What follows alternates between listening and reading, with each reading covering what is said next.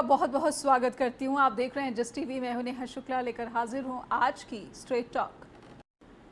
तो क्या जागो वोटर अधिकार यात्रा के तहत विपक्ष जो दावा कर रहा है कि वो वोटर्स को अपने अधिकार के प्रति जागरूक बनाना चाहता है, वो वोटर्स से उसका अधिकार न छिन पाए, इसके लिए वो यात्रा निकाल रहा है और जन जन तक अपने संवाद को पहुंचाने की कोशिश है। लेकिन एक नियत राजनीतिक दलों की रहती है कि अपना मताधिकार भी जो है, अपना जो वोट बैंक है उसको भी, जो जनमत है उसको अपने दल के साथ जोड़ा जा सके, वोट बैंक बढ़ाया जा सके। कुछ सवाल हैं, आइए पहले अपने दर्शकों के सामने रखते हैं कि बिहार के एसआईआर की बात हो या फिर राहुल गांधी के वोटर अधिकार यात्रा की बात, बिहार में इसका कितना प्रभाव मतदाताओं के बीच देखा जा रहा है। क्योंकि बिहार एक ऐसा प्रदेश जहां पर बाढ़ की जो विपदा है, आफत है, ये बनी हुई है और ऐसे में चुनाव आयोग रोज़ाना एक बुलेटिन जारी कर रहा है कि हमें फलाना फलाना नंबर के जो है आपत्तियां मिली हैं, इनका निपटारा हो रहा है। और क्या चुनाव आयोग से जो सुप्रीम कोर्ट ने आदेश दिया था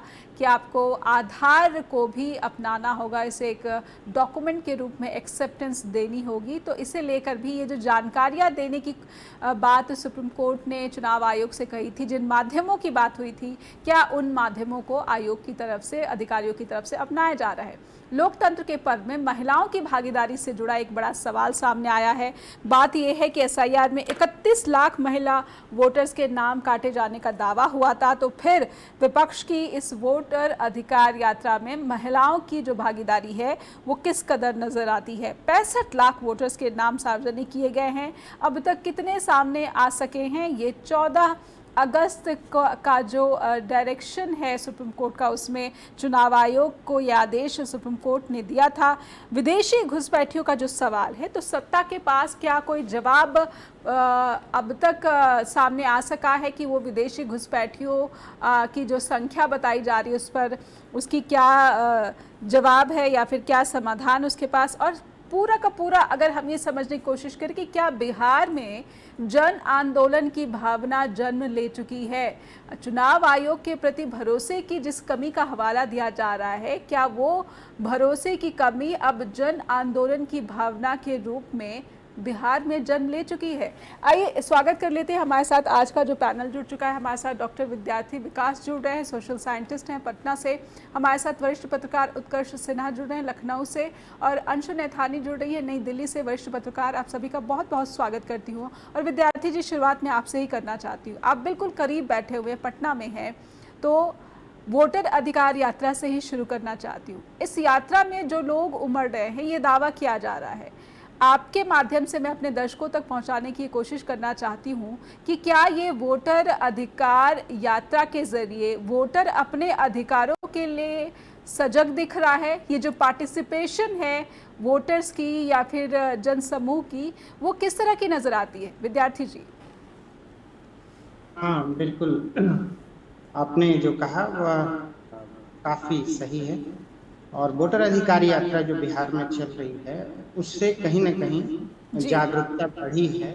और उसके पहले कई रैलियां हुई है विपक्षी पार्टियों के द्वारा, उसकी वजह से भी सजगता बढ़ी है। यही नहीं, सजगता तो बढ़ी, जागरूकता भी बढ़ी, और उसके साथ साथ चुनाव आयोग का जिस तरीके से रवैया रहा शुरू से, उससे लोगों का भरोसा भी कम हुआ है। और दूसरे तरफ देखें, जो सत्ता पक्ष का एक था, उनका कहना था कि यहाँ पे बांग्लादेशी वोटर हैं या कहीं रोहिंग्या वोटर्स हैं, तो उसको लेकर के कोई आंकड़े अभी तक नहीं आए हैं। तो अगर यह नैरेटिव फेल होता है तो कहीं ना कहीं सत्ता पक्ष से भी लोगों का भरोसा टूटेगा।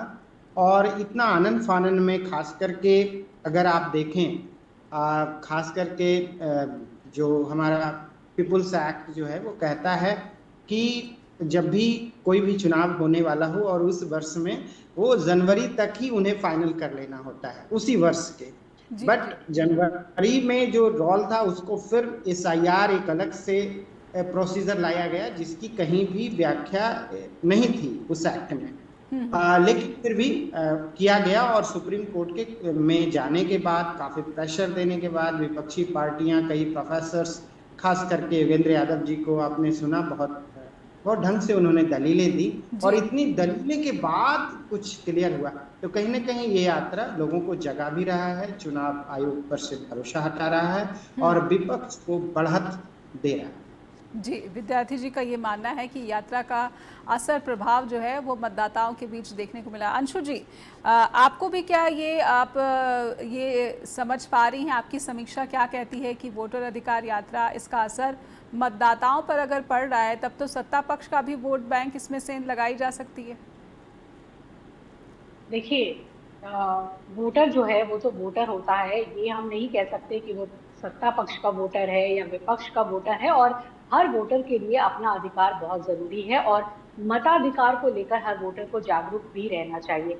जब इतना सा बड़ा मसला ये उठा है, राहुल गांधी ने ये बड़ा मसला उठाया है कि वोटों की चोरी हो रही है, ये जो इन्होंने एक शब्द पॉइंट किया है वोट चोरी, और बिहार में चुनाव है, तो खास तौर पर जो बिहार के वोटर है वो इस शब्द को लेकर उनके दिल में कई तरह की तमाम आशंकाओं ने जन्म लिया है। उनके दिल में परेशानी हुई है कि जब उनका मताधिकार ही सुरक्षित नहीं है तो उनके बाकी अधिकार कैसे सुरक्षित हो सकते हैं, क्योंकि वो लोकतंत्र का सबसे बड़ा अधिकार है। तो यहाँ पर पक्ष विपक्ष, सत्ता पक्ष के वोटर, विपक्षी वोटर, ये कोई यहाँ पर इस तरह से चर्चा करना उचित नहीं होगा। वोटर वोटर ही है और उसका ये अधिकार है कि उन्हें जो अपना एक लोकतंत्र में अपना वोट कास्ट करने का अधिकार है वो मिले, और अगर किसी वजह से उन्हें वो नहीं मिल रहा है तो ये जानने की भी पूरी पूरी उनको हक है, ये उनका अधिकार है कि उनको आखिर ये अधिकार क्यों नहीं दिया जा रहा है या उससे वंचित उन्हें क्यों किया जा रहा है। तो ये बहुत बड़ा मुद्दा है और मुझे लगता है बिहार चुनाव में ये एक बड़े से बड़ा मुद्दा बनता जा रहा है, क्योंकि जिस तरीके से राहुल गांधी ने पहले वोट चोरी के मुद्दे को उठाया और उसके बाद उन्होंने बिहार में ये वोटर अधिकार रैली की जो शुरुआत की है, यात्रा की जो शुरुआत की है, उससे हम देख रहे हैं कि बहुत सारे लोग जुड़ रहे हैं बिहार में। बिहार में आप एक बात को जरूर समझिए कि यहाँ पर जो रहने वाले लोग हैं वो अपने राजनीतिक अधिकारों को लेकर जागरूक तो है ही, इसके साथ साथ बिहार एक ऐसा राज्य है जहाँ पर बड़ी संख्या में लोग सरकारी स्कीम्स का लाभ लेते हैं। आपने देखा होगा कि बिहार में हर तरह की सरकारी स्कीम्स या सरकारी नौकरियों को लेकर लोगों में कितना चाव या कितनी उनकी उत्सुकता और वो बहुत बड़ी भागीदारी उनकी है। तो उनके लिए एक वोटर लिस्ट से उनका नाम कट जाना बिना किसी वैलिड रीजन के या बिना किसी जानकारी के लिए, उनके लिए ये बहुत बड़ा विषय है कि कोई एक सरकारी दस्तावेज, आखिर उनकी आइडेंटिटी का ये प्रश्न है कि उनकी आइडेंटिटी अचानक ऐसे खत्म कैसे कर दी गई, कैसे हो गई। तो ये जवाब तो देना ही पड़ेगा। तो जहां जब उनकी आइडेंटिटी खत्म होने की बात आती है, उनके अधिकार खत्म होने की बात आती है, तो वो सीधे इससे जुड़ाव महसूस करते हैं।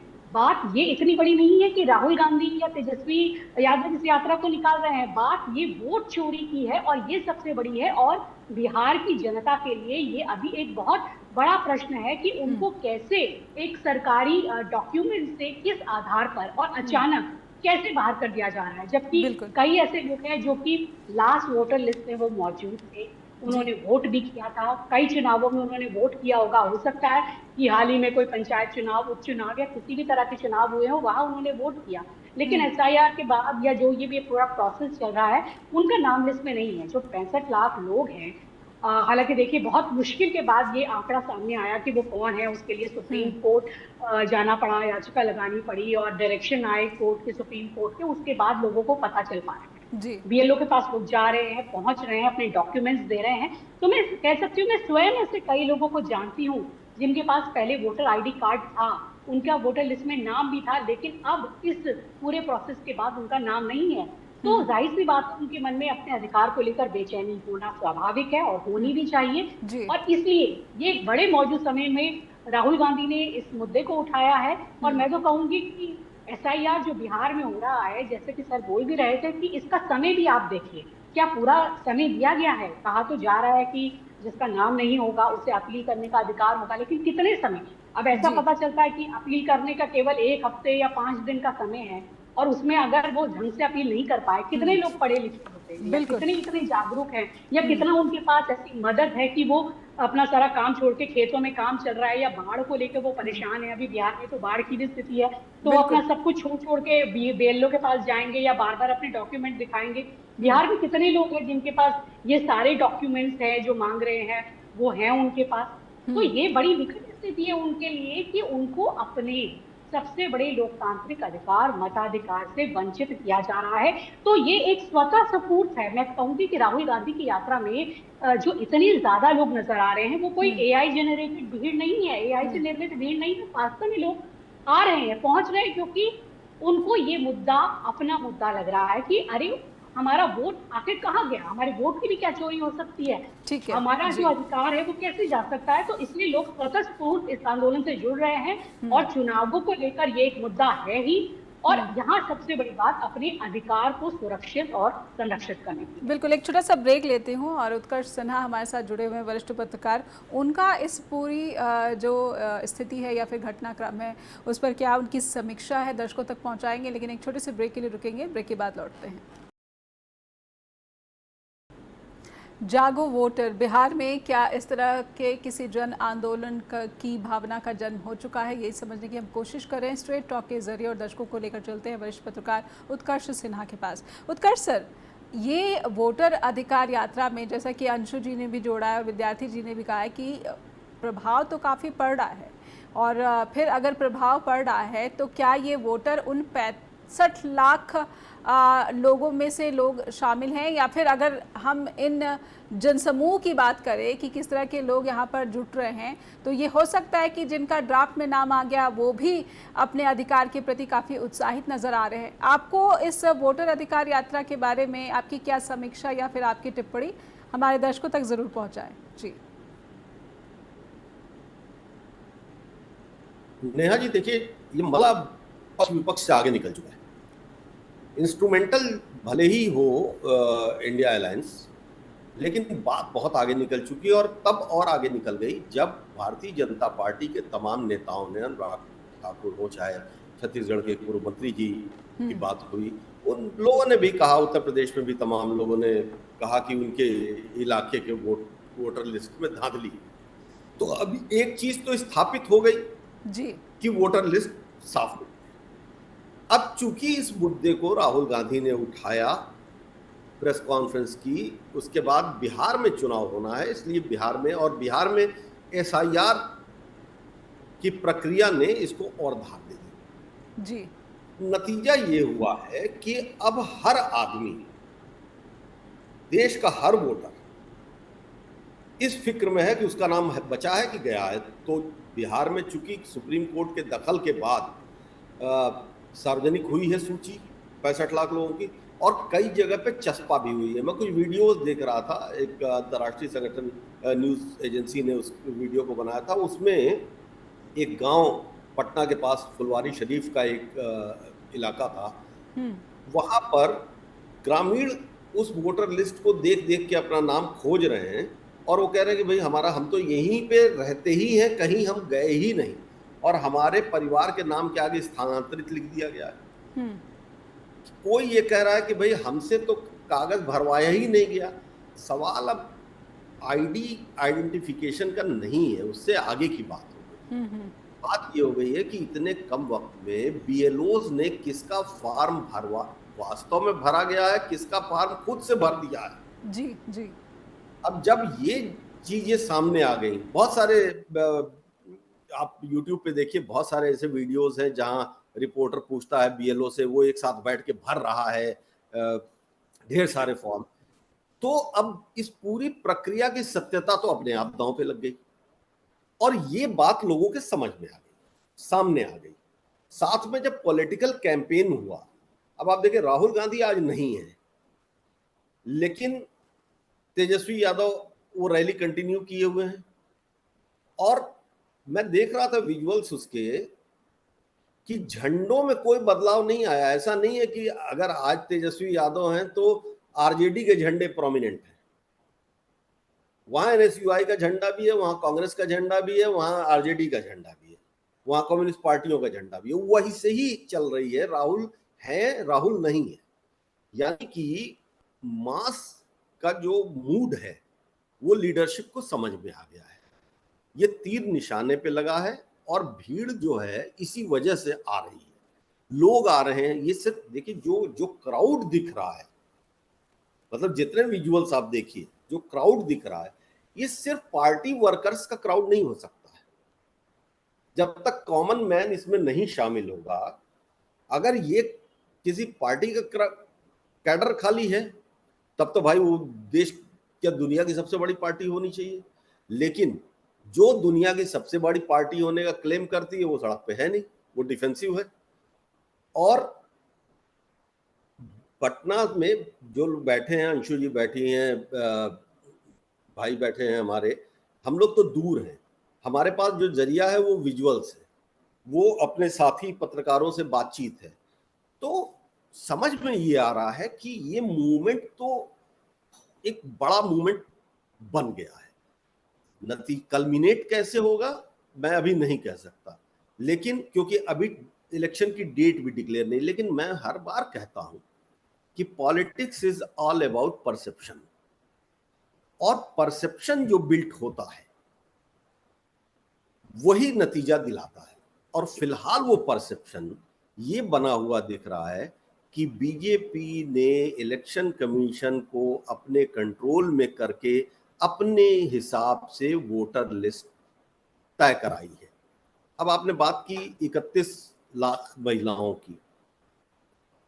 देखिए, एक तो जिस सोसाइटी में हम जी रहे हैं, और खासतौर पे यूपी बिहार का जो रूरल एरिया है, यहाँ जो एक पैट्रियार्की है, वो पैट्रियार्की नीचे तक काम करती है, नीचे ज्यादा काम करती, प्रिवेल करती है। अब वो महिलाएं खुद से फॉर्म भरने आगे बढ़ के चली जाएं, इसकी संभावना बहुत कम है। उनके जब परिवार के पुरुषों को नहीं पता चला कि फॉर्म किसने भरा और किसने नहीं भरा, तो महिलाओं को तो दूर छोड़ दीजिए। और उसी का नतीजा है, अच्छा, जो ऐसे इलाके जहां बाढ़ आती है, ऐसे इलाके जहां पर गरीबी ज्यादा है, ऐसे इलाके जहां पे साक्षरता कम है, ज्यादातर तो नाम वहीं पे विलोप हुए हैं। तो ये एक पिक्चर दिखा रहा है कि जिसके पीछे जिस बहस को लेके एक मत बन रहा है कि क्या ये कॉन्स्पिरेसी है, और जैसे जैसे चीजें बाहर आ रही हैं वैसे वैसे ये मत स्थापित होता जा रहा है कि हाँ, ये कॉन्स्पिरेसी है। तो ये पूरी कहानी अभी तक की बनी। एक छोटे से ब्रेक के लिए रुकते हैं स्ट्रेट टॉक में। वक्त हो चला है ब्रेक का, और ब्रेक के बाद लौटेंगे तो समझने की कोशिश करेंगे कि जिन महिलाओं की बात हो रही है, उन महिलाओं के प्रति अब जो कहा जाता है कि महिलाएं नीतीश की वोट बैंक का एक बड़ा हिस्सा हैं, तो फिर इसे राजनीति के लेंस से कैसे देखा जाना चाहिए। एक ब्रेक के बाद हाजिर होते हैं। फिर से सभी दर्शकों का स्वागत करते हैं। आप देख रहे हैं स्ट्रेट टॉक, और सीधे चलते हैं डॉक्टर विद्यार्थी जी के पास। डॉक्टर विद्यार्थी, महिलाओं की जो बात है, उनकी जो चिंता है, अंशु जी ने कहा कि बिहार एक ऐसा प्रदेश है जहां पर सरकारी योजनाएं, सरकारी नौकरी, इन सभी का लाभ अधिकतर जो प्रदेशवासी हैं वो उठाना चाहते हैं या फिर उठा रहे हैं। तो फिर मैं महिलाओं की भागीदारी पर आपसे समझना चाहती हूँ। ये जो 31 लाख का नंबर सामने निकल कर आया है, उन महिलाओं में किसी तरह की जागरूकता दिख रही है जो नीतीश का एक बड़ा वोट बैंक भी मानी जाती हैं? बिल्कुल। ये जो 31 लाख महिलाएं हैं, उसमें से बहुत सारे जो इन्होंने एक सेग्रीगेशन किया है, जिनके नाम काटे हैं उन्होंने, मैं एक जो नाम काटे गए हैं उनका एक वोटर लिस्ट में निकाला, शेखपुरा 169 विधानसभा क्षेत्र है 169 का। तो उसमें हमने देखा कि ये 5 जो भागों में इन्होंने नाम काटा है, उनको जो है अलग अलग किया है। उसमें उन्होंने कहा है कि जो मृत हैं उनके नाम काटे गए हैं, कुछ स्थानांतरित हैं, एक जगह से दूसरी जगह चले गए हैं जी।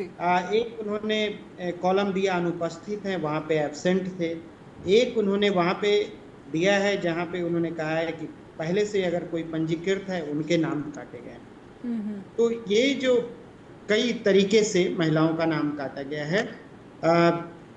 इसमें एक जो सबसे बड़ा सवाल है, खास करके जो मृत बताए गए हैं उसमें 22 लाख वोटर्स हैं जी। और जो अदर्स हैं, इसका अर्थ है कि वो 47 लाख लोग बाकी बच गए जिनके नाम काटे गए हैं, तो ये जो बाकी नाम काटे गए, यानी कि 41 लाख बाकी बच गए। तो 41 लाख जो नाम काटे गए वो स्थानांतरित अनुपस्थित कई आधार पर। दूसरा 2-3 आंकड़ा मैं बना देता हूँ। एक तो ये है कि बिहार में 90,712 बूथ है और जिसमें 65 लाख लोगों के नाम काटे गए। इसका अर्थ है कि 72 लोगों 72 जो है पर्सन का नाम हर एक बूथ पर काटा गया और ये भाग है। और अगर देखें डेथ जो है वो 24 लोगों का हुआ है, हर बूथ पर मृत लोगों का काटा गया, 24 मृत लोगों का काटा गया और 47 लोगों का ऐसा काटा गया या तो एब्सेंट थे या वो कहीं से डिस्प्लेस हो गए, कहीं चले गए हैं और कुछ ऐसे हैं उसमें जो पहले से पंजीकृत हैं। तो खास करके महिलाओं का जहाँ तक सवाल है कि वो जाहिर है कि माइग्रेट होते हैं, कई लोग दिल्ली चले गए, बॉम्बे चले गए, हरियाणा चले गए, कई दूसरे शहर चले जाते हैं अपने पति के साथ माइग्रेशन के साथ, क्योंकि आपने देखा कि बिहार में जो गरीबी का दर है, अभी हाल में कास्ट बेस्ड सेंसस हुआ था जिसमें 65% परिवार ऐसे हैं जिनके घर की आमदनी 10,000 रुपए से कम है ना, और 34% लोग ऐसे हैं जिनकी आमदनी 6,000 रुपए से परिवार से कम है प्रति महीना। तो इसका सीधा सा अर्थ है कि जो गरीबी है वो काफी ज्यादा इंटेंसिव है बिहार में। दूसरा अगर आप देखें हाल के दिनों में अभी मेरे एरिया में भी बाढ़ 70% जो डिस्ट्रिक्ट हैं बिहार के वो बाढ़ प्रवण है, फ्लड अफेक्टेड, और बिहार में बाढ़ आया हुआ है। और इस बीच ये एक्सपेक्ट किया जाए कि महिलाएं आकर के फॉर्म भरेंगी, उनके सिग्नेचर्स होंगे, तो बिल्कुल ये कपोल कल्पित कहते हैं कि कल्पना जैसी बात होगी। तो जाहिर है कि अभी हमारे पूर्व के पर एक सवाल विद्यार्थी जी, जो जब 65 लाख लोगों के नाम सार्वजनिक किए गए तो फिर क्या लोगों में वो उत्सुकता आप देख रहे हैं कि लोग सामने बढ़कर आ रहे हैं, आगे बढ़कर आ रहे हैं और कह रहे हैं कि हमारा नाम इसमें क्यों डाला गया, क्योंकि मैं तो जो हूँ वो एक मतदाता हूँ, और इस तरह की चिंताएं सामने आ पा रही हैं क्या, खास करके महिलाओं में? खास करके महिलाओं का जो ये आपने जो सवाल किया कि जो जिनका नाम कट गया है, अभी तक इस प्रकार का कोई स्टडी वो दिख नहीं रहा है। अखबारों में किसी तरह की कोई सूचना या फिर किसी तरह की चिंताएं? अखबारों में मैं अभी तक देख नहीं पाया हूँ इस तरह की चिंताएं कि जहाँ पर लोगों के नाम जो मृत बताए गए हैं और वो अभी जीवित हैं। हालांकि सुप्रीम कोर्ट में ही वहां पर कुछ लोग गए थे और जिनके नाम मृत बता दिए गए थे। तो इसका अर्थ है कि कहीं ना कहीं रिसर्च की जरूरत है, political party booth wise list का, क्योंकि लिस्ट बहुत आसान नहीं है। आप जाएंगे वेबसाइट पे और उसके बाद हर एक बूथ वाइज जो भाग संख्या है हर एक का पीडीएफ में दिया हुआ है। तो पीडीएफ लिस्ट को लेकर के उन्हें जो है, यानी जिस प्रारूप में वो 65 लाख लोगों के नाम सार्वजनिक किए गए हैं वो बहुत सरल नहीं है और वो लोगों को परेशानी हो रही है उस तक जो है पहुंच या फिर उसकी समझ बनाने में। अंशु जी, मैं आपके पास आना चाहूँगी। जिन 65 लाख लोगों की बात हुई और जिसके लिए सुप्रीम कोर्ट में लड़ाई लड़ी गई, अगर इन 65 लाख लोगों के बीच में किसी तरह की जो है जिज्ञासा या फिर चिंता नहीं है अधिकार के प्रति, तो फिर तो ये पूरी की पूरी जो प्रक्रिया है, लड़ाई है, उसकी आत्मा कहाँ टिक पाती है, या फिर वो जो इंटेंशन है उसका क्या, उस नियत का क्या? जी नहीं, हाँ, जिज्ञासा क्यों नहीं है, जिज्ञासा तो बहुत ज्यादा है, मैं ये कहूंगी। और इसको लेकर एक बेचैनी भी है, परेशानी भी है। इसीलिए आप देख रहे हैं कि इस वोट अधिकार यात्रा में लोग स्वतः ही जुड़ रहे हैं। और इस बीच बहुत सारे ऐसे लोग हैं जो सामने आए हैं जिन्होंने कहा है कि हम जीवित हैं लेकिन हमारा नाम नहीं है। कई लोग कह रहे हैं हमें नहीं पता हमारा नाम क्यों कट गया। बीएलओ के पास वो दोबारा जा रहे हैं। बिल्कुल, ये एक बहुत बड़ी चिंता है। आप ये नहीं कह सकते कि कोई जिज्ञासा नहीं है। यही तो चिंता आज बिहार की सबसे बड़ी है कि आखिर हमारा वोट कहाँ जा रहा है, या जो हमारा मताधिकार है वो हमसे किस तरह से छीना जा रहा है, आखिर क्या वजह है, हमें इसको लेकर जानना है। तो ये एक बहुत बड़ी बात है। और जहाँ तक बात कह रहे हैं कि मीडिया में ये चर्चा आ रही है, इसको लेकर अगर हम पटना से निकलने वाले या बिहार से निकलने वाले स्थानीय अखबारों को देखें तो काफी इसको चर्चा मिली है इस खबर को। जब से ये यात्रा शुरू हुई है वहाँ हेडलाइंस पे ये यात्रा का जिक्र है और लोग भी जो है उस यात्रा में पहुंच रहे हैं, जुड़ रहे हैं और कई लोग सामने आ रहे हैं, आके बता रहे हैं कि ऐसा ऐसा कारण है, हमारा नाम नहीं है, हम जा रहे हैं, अपने और कागज दिखा रहे हैं। और जहाँ तक आपने महिलाओं की बात कही नेहा जी, कि महिला जो है 31 लाख जो वोटर्स है उनका नाम नहीं है इसमें चला गया है। 65 लाख में से जो 31 लाख वो महिलाएं हैं। तो आप ये सुनिए कि बिहार जैसे जो पिछड़ा राज्य है उसमें महिलाओं की स्थिति पहले ही जो इतनी शोचनीय है, और वो तो खुद ही कभी आगे नहीं आ पाती। उनको ये पता भी कैसे चला होगा कि उनका नाम कट गया है। उन्हें स्वयं तो वो नहीं गई होंगी ब्लॉक ऑफिस या जहां पर उनका पंचायत में नाम लिखा होगा। उन्हें अपने किसी घर के पुरुष सदस्य के द्वारा ही या आस पड़ोस से या कहीं से पता चला होगा। तो जिसके पास इतनी भी कहा जाए कि स्वतंत्रता या इस तरह की पहुंच नहीं है कि वो खुद जाके इस तरह से चेक करें या अपने अधिकारों के लिए लड़ें, तो आप कैसे कह सकती हैं कि वो महिलाएं जो हैं वो बहुत आसानी से सामने आ जाएंगी। वो आ रही हैं, लेकिन जब उनके घर के पुरुष सदस्य या दूसरे सदस्य लोग उनको बता रहे हैं तो वो इस पर अपनी चिंता जाहिर कर रही है, क्योंकि मताधिकार सबके लिए बहुत ज्यादा इंपॉर्टेंट है, बहुत ज्यादा अहम है, जिसमें पुरुष हो या महिला हो इसका कोई भेदभाव नहीं है। और जहां तक आपने कहा कि महिलाओं की संख्या क्यों ज्यादा है, कई बार हमने देखा है कि महिलाओं को सामने न आ पाने की वजह से या इस तरीके से अपफ्रंट पे न रह पाने की वजह से उनके साथ जो हर क्षेत्र में अन्याय जो है वो ज्यादा जी, क्योंकि हमने देखा है कि अगर किसी यौन अपराध या किसी रेप पीड़ित कोई विक्टिम थाने में अगर FIR कराने में चाहती है तो पहले ये बोलेंगे, अरे तुम्हारी बेटी का तो चरित्र ही खराब होगा, इस तुम में ही कोई प्रॉब्लम होगी। अगर कोई पिता अपनी बेटी के घर से मतलब कहता है कि वो नहीं मिल रही, रात से घर नहीं आई है, तो क्या कहेगा, उसकी FIR नोट नहीं करेगा पुलिस वाला, वो पहले कर देगा अरे चली गई होगी अपने किसी मित्र के साथ, पुरुष मित्र के साथ आ जाएगी। तो आप ये सोचिए जहां औरतों की ये स्थिति है उनके इतने बड़े मामलों में FIR दर्ज नहीं होती है। आपको क्या लग रहा है कि वो जो रसोई में है या खेतों में काम कर रही है तो वो खुद जाके अपना अधिकार के लिए कितनी जागरूक होगी? जागरूक वो है, इस यात्रा के जरिए वो जागरूक हुई है और लोगों के जरिए जो वो सुन रही है, आपने आसपास से सुन रही है, तो इसके लिए जागरूक हुए हैं, उनके परिवार के भी लोग जागरूक हुए हैं। और ये तो सभी ने देखा जिस तरह से योगेंद्र यादव ने कोर्ट में ही स्वयं जो है वो महिलाओं को ही पेश किया था, जिनको मृत बताया दिया गया था और वो जो कि जीवित है। तो ऐसी बात नहीं है। आपने जो कहा जिज्ञासा तो अपनी चरम पर है। और ये यात्रा आप देखिए कि अभी आज मुंगेर है और ये पूरी यात्रा चलेगी। अभी खबर जो मिल रही है कि अखिलेश यादव भी 28 तारीख को इस यात्रा में जुड़ेंगे और 1 तारीख को ये जो यात्रा है अपनी समाप्त होगी। गांधी मैदान में एक बड़ी सी रैली होगी और हमने देखा था शुरुआत में कि लालू प्रसाद यादव भी इस रैली में, इस यात्रा में शुरुआत में जुड़े थे।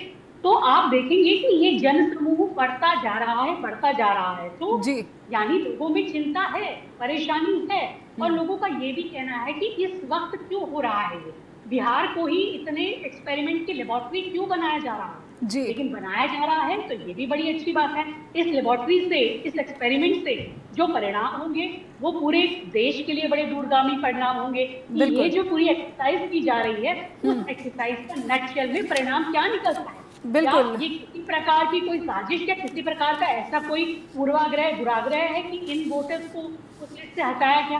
और आप देखिएगा अभी ये फाइनल लिस्ट नहीं है, आएगी तो मुझे लगता है कि बहुत सारे लोग शामिल होंगे, क्योंकि चुनाव आयोग पर भी तमाम तरह के सवाल उठे हैं। जिस तरह से प्रेस कॉन्फ्रेंस हुई थी दिल्ली में, पत्रकारों के कई सवालों के जवाब नहीं दे पाए थे चुनाव आयोग। जब जो चुनाव आयोग ये कह रहा है कि हम वीडियो रिकॉर्डिंग नहीं दिखा सकते क्योंकि बहन बेटियों की इज्जत का सवाल है, तो मुझे ये समझ नहीं आया। ये बहुत चर्चा में एक इंटरेस्टिंग फिगर निकल कर आया है कि 31 लाख महिलाओं के ही वोट काटे गए और उसी चुनाव आयोग को महिलाओं की प्राइवेसी को लेकर टेंशन है, चिंता है। एक छोटा सा ब्रेक लूंगी अंशु जी। बहुत ही इंटरेस्टिंग एक बातचीत निकल कर सामने आई है कि महिलाओं के सुरक्षा और निजता की चिंता चुनाव आयोग को, लेकिन सबसे ज़्यादा वोट काटे जा रहे हैं बिहार में महिलाओं के ही। एक ब्रेक के बाद हाजिर होते हैं। फिर से स्वागत है सभी दर्शकों का। उत्कर्ष जी के पास चलते हैं। उत्कर्ष सर, जो विमेन वोटर्स को लेकर एक इंटरेस्टिंग बात निकल कर आई वो तो है ही, लेकिन अंशु जी ने जो बात कही कि अखिलेश जी भी जुड़ने वाले हैं वोटर अधिकार यात्रा से, वो बात जो इंडिया गठबंधन की एकजुटता को लेकर लगातार परेशान हो रहे थे तमाम जो समर्थक हैं, अब राहुल गांधी ने सीधे सीधे जो चुनाव आयोग और वोट चोरी जैसा नारा दे दिया। ऐसा लग रहा है कि इसने सभी विपक्षी दलों को एकजुटता की एक नई संजीवनी या फिर जो है एक बूटी दे दी है। और ऐसा लग रहा है कि अगर खैरियत रखनी है, अगर सर्वाइवल की बात तो खैर पहले भी थी, लेकिन अब सीधा सीधा ऐसा लग रहा है कि अब आर पार की लड़ाई के मूड में विपक्ष के तमाम दल दिख रहे हैं। उत्कर्ष सर। देखिए, दो तीन चीजें हैं। एक चीज तो ये है कि अखिलेश यादव जा रहे हैं 28 तारीख को, ऐसी सूचना आई है जी उस यात्रा में। दूसरा, आज से 3-4 महीने पहले तक इंडिया गठबंधन की एकजुटता को लेकर के तमाम प्रश्न लोगों के मन में होते थे। कई बार लगता था कि रहेगा कि नहीं रहेगा गठबंधन। हर जी नेता अलग राग अलाप रहा है, एक दूसरे की आलोचना हो जा रही है। लेकिन पिछले 3 महीनों में दृश्य बिल्कुल बदल चुका है। इतना बदल गया है कि यहाँ तक कि जो आम आदमी पार्टी जो इंडिया ब्लॉक से अपने आप को अलग कर चुकी थी, वो भी अब इंडिया ब्लॉक के साथ दिख रही है इस कैंपेन में। जी, और और संजय सिंह थैंक्स को टू आप देखिएगा चुनाव आयोग बिल्कुल। And SIR। जी हाँ, जी। जी तो ये एक तो स्थिति आई। दूसरी तरफ अखिलेश यादव इस मामले में पहले से शामिल है। वो लगातार इस बात को कहते रहे। उत्तर प्रदेश के विधानसभा चुनाव जब 2022 में हुए थे, उसके बाद से वो वोटर लिस्ट को की धांधली को लेके बात करते रहे थे। और फिर जब इलेक्शन कमीशन ने उनको कहा था कि एफिडेविट दिलवाइए, तो 18,000 एफिडेविट इलेक्शन कमीशन को दिए गए थे। जी और जी आज अखिलेश यादव ने एक ट्वीट किया है कि 18,000 एफिडेविट का जवाब नहीं दिया, उसमें से कुल 19 पर आधी अधूरी जानकारियां अभी तक मिली हैं। जी तो ये जैसे ही एफिडेविट वाली बात आई, जब राहुल गांधी से मांगा इलेक्शन कमीशन ने, उसके बाद अखिलेश यादव और आक्रामक हो गए और उन्होंने मोर्चा संभाल लिया। जी वो एक क्योंकि वो ऑलरेडी इस पूरे प्रोसेस का एक हिस्सा रहे हैं, जी तो वो एक लीड उनको मिली। जी अब बिल्कुल। स्थिति ये है कि कोई भी राजनीतिक दल, क्योंकि मामला एक ऐसा खुला, अब रह के कुछ और भी छोटी छोटी जानकारियां आ रही हैं। अब वो डेटा भी सामने आ रहे हैं कि किस कंस्टिट्यूएंसी के कितने वोट कटे थे और कितने मार्जिन से बीजेपी जीती थी। जी जी तो अब ये सब कुछ मिलके सबको ये लग रहा, हरियाणा के बहुत सारे केसेस आए ना, और इस बीच में एक कंस्टिट्यूएंसी में तो ईवीएम का रिकाउंटिंग हुई तो नतीजा बदल गया। हालांकि वो विधानसभा का चुनाव नहीं था, जी, लेकिन जी। फिर भी नतीजा तो बदला। तो चीजें स्थापित होने लगी। जी और अब अखिलेश यादव हो, संजय सिंह हो, तेजस्वी यादव हो, राहुल गांधी तो हैं ही, ये सारे नेता, अब इसमें अगर विपक्ष का कोई नेता खुद को शामिल नहीं करता है इस कैंपेन में, तो फिर वो खुद ही डाउटफुल होता है। तो अब एक ऐसी परिस्थिति बन चुकी है जिसमें पूरा विपक्ष, जी और दिखता तो ये है कि एनडीए, मतलब मैं अपनी जानकारी के आधार पर ये बात कह रहा हूँ, इसका कोई सबूत मेरे पास अगर दिखाना हो तो नहीं दिखाऊंगा, जी लेकिन एनडीए में शामिल कई घटक दल जो छोटे दल हैं, वह भी ये बात मान रहे हैं, स्वीकार कर रहे हैं कि ऐसी स्थिति है। आप RLD की बात कर रहे हैं? जी RLD की बात कर रहे हैं? आरएलडी की ही बात नहीं कर रहा हूं मैं, बिहार के भी राजनीतिक दलों की। जी ठीक है। जी बिल्कुल। और अब वो ये कहने लगे हैं, मानने लगे हैं, हालांकि ऑन द रिकॉर्ड नहीं आ रहे हैं, हो सकता है कुछ दिन बाद वो ऑन द रिकॉर्ड आए, लेकिन उनकी अपनी जरूरतें, अपनी राजनीतिक जरूरतें, अपनी राजनीतिक मजबूरियां, जो भी कह लीजिए आप उसको, लेकिन फिलहाल वो एनडीए के साथ हैं। लेकिन अब ये घास का ढेर इतना सूख चुका है कि एक बड़ी चिंगारी, कोई एक ऐसा राजनीतिक घटनाक्रम अगर बनता है जहां पर, और जो आने वाले दिनों में हम इसकी उम्मीद कर सकते हैं कि शायद उपराष्ट्रपति पद का चुनाव एक घटना हो सकता है, तो ट्रिगर हुआ तो बहुत सारे बदलाव भारतीय राजनीति के खेमों में दिखाई देंगे। बिल्कुल बिल्कुल। और वो राहुल गांधी जो कल तक मोहब्बत की दुकान चलाने की बात करते थे, अब वो आक्रामक हो गए हैं। अब वो कह रहे हैं कि छोड़ेंगे नहीं, चाहे आप रिटायर्ड भी हो जाएं तो आपको जो है पकड़ कर आपके खिलाफ कार्रवाई की जाएगी। विद्यार्थी जी, एक सवाल मैं आपसे समझना चाहती हूँ कि बिहार के SIR ने पूरे देश में SIR की चिंता जो है ये सामने लाई है, और एक CSDS इनका जो लोकनीति सर्वे है, ये सर्वे बताता है कि पूरे के पूरे भारत में SIR जैसी स्थिति के लिए भारत का मतदाता तो तैयार ही नहीं है। और एक बड़ी बात ये हो गई कि महाराष्ट्र में तो CSDS के जो को फाउंडर हैं संजय, उनके खिलाफ FIR भी दर्ज कर ली गई है, उन पर झूठ बोलकर जो है भ्रम फैलाने का आरोप लग रहा है। तो विद्यार्थी जी, बिहार ही नहीं, कल तक हम जो बात करते थे कि बिहार तो वंचितों का प्रदेश है, यहाँ पर बड़ी संख्या में वंचित और पिछड़ा वर्ग रहता है, ये तो पूरे के पूरे भारत में ही अगर ये स्थिति है तो चुनाव आयोग की विश्वसनीयता जो सबसे बड़े दाव पर है, अब ये जो विश्वसनीयता है सबसे बुरे दौर का सामना करती हुई भी नजर आ रही है। पूरे भारत में SIR की जो स्थिति है ये बहुत ही चुनौतीपूर्ण है, अगर चुनाव आयोग करना चाहती है इस सर्वे के बाद भी। जी हाँ, बिल्कुल। ये जो SIR बिहार में शुरू हुआ प्रयोग के तौर पर, इसने केवल विपक्ष को अलर्ट नहीं किया है, इसके साथ साथ जो सत्ता पक्ष के लोग हैं उन्हें भी अलर्ट किया है, क्योंकि उन्हें ये आशंका है कि जब चाहे जहां चाहे इलेक्शन कमीशन आसानी से किसी को भी हरा सकता है और जिता सकता है। ये तो आशंका आ गई। धीरे धीरे ये आशंका पूरे देश में चली गई और एक तरह चिंगारी की तरफ आई है, बिल्कुल आग लग गई है। और जो भी विपक्षी पार्टी है उसमें तो ये जागरूकता फैली ही नेशन वाइज, स्टेट वाइज, यहाँ से लेकर के पूरब से पश्चिम और उत्तर से दक्षिण तक। इसके साथ साथ जो सत्ता पक्ष के साथ छोटे छोटे घटक दल हैं वह भी जो है भयभीत हैं अंदर ही अंदर, और वाकई में भारत के जो राजनीतिक घटनाक्रम आगे आने वाली है, खास करके उपराष्ट्रपति का जो चुनाव है उसमें भी वह दिख सकता है आने वाले समय में। तो ये बिल्कुल आपने सही कहा कि जो SIR को लेकर के कवायद शुरू हुई थी और CSDS के जो संजय जी हैं उन पे एक FIR की घटना सामने आ रही है, तो बिल्कुल बिल्कुल। तो ज्ञानेश जी ने जो अक्षमता दिखाई है इसकी सज़ा उन्हें मिलेगी कि नहीं मिलेगी? अंशु जी, जाते जाते एक छोटी सी टिप्पणी आपसे ज़रूर लेना चाहती हूँ।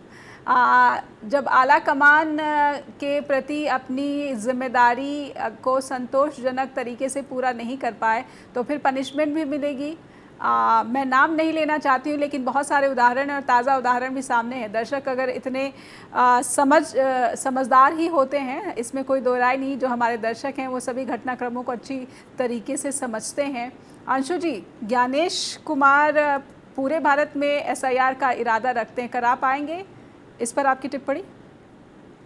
देखिए, जैसे मैंने पहले कहा कि बिहार में लिबर्टी में जिस तरह से टेस्ट हो रहा है SIR का, तो बहुत सारी चीज़ें यहीं से साफ हो जाएंगी कि ये कितना फ्रूटफुल है, कितना ट्रांसपेरेंट है, कितना प्रभावशाली है, कितना सही है और कितने सही मायनों में जो वोटर्स हैं उनके हक में हो रहा है।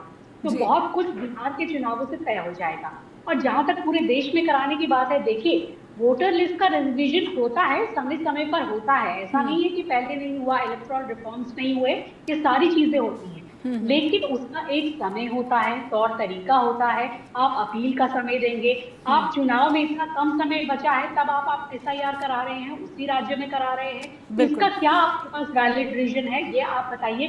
तो आपकी इन सभी कारगुजारियों को लेकर शक क्यों ना उत्पन्न हो, आशंकाएं क्यों ना उत्पन्न हो, तो ये आपको उस राज्य से पहले शुरू करना चाहिए था ना, जिसमें अगले वर्ष या उसके 2 वर्ष बाद चुनाव होने वाले हों। अभी यहाँ आपने इतनी खलबली मचा दी, जो वोटर्स हैं उनके दिल में एक आशंका पैदा कर दी कि हमारे वोट का क्या होगा, हमारा वोट कहाँ जाएगा। और जब उनसे सवाल पूछे जा रहे हैं कई तरह के, तो वो उसका पूरी तरह से संतोषजनक कोई उत्तर नहीं दे रहे हैं। और आपने सही बात की कि यहाँ तो ऐसा हो रहा है कि जो चोरी का शक जाहिर कर रहा है उसी के खिलाफ रिपोर्ट लिखी जा रही है, उसी से कहा जा रहा है कि तुम सबूत लाओ, तुम हलफनामा दो।